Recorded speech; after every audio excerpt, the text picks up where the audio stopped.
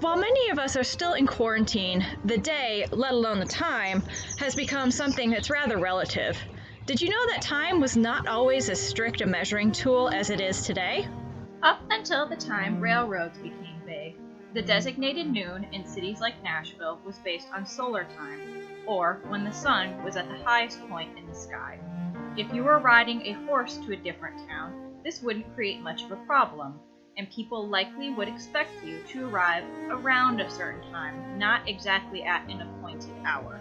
However, with trains traveling many miles every hour, this created issues for the scheduling and tracking of arrivals and departures of trains from different stations, hence the need for time zones. Adelicia lived almost her entire life without time zones. They began to be used just a few years before her death in 1883.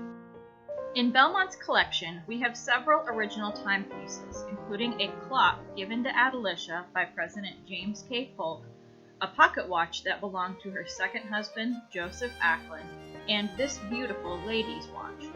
Unlike pocket watches, which were attached to a chain and carried in a pocket, ladies' watches were worn either on a pin or a necklace, much like the pocket watches we sell in our shop today.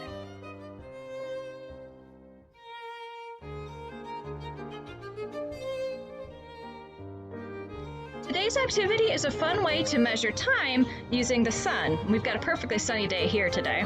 You're going to need a paper plate or a styrofoam plate, a pencil or a pen to use as the center of your sundial, some drawing or printing paper so that you can have a clock face. You can either draw your own or print one out. We've got a printable version on our website, and then some tape or glue to attach the clock face to your plate.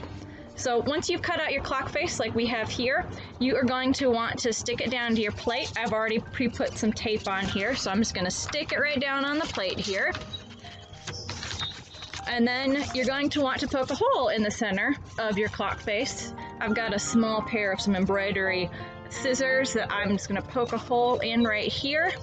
And then you're going to take your pen or your pencil and insert it into the hole.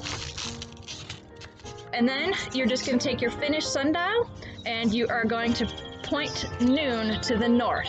For wherever that is, you can use your phone or Google Maps to try and figure that out.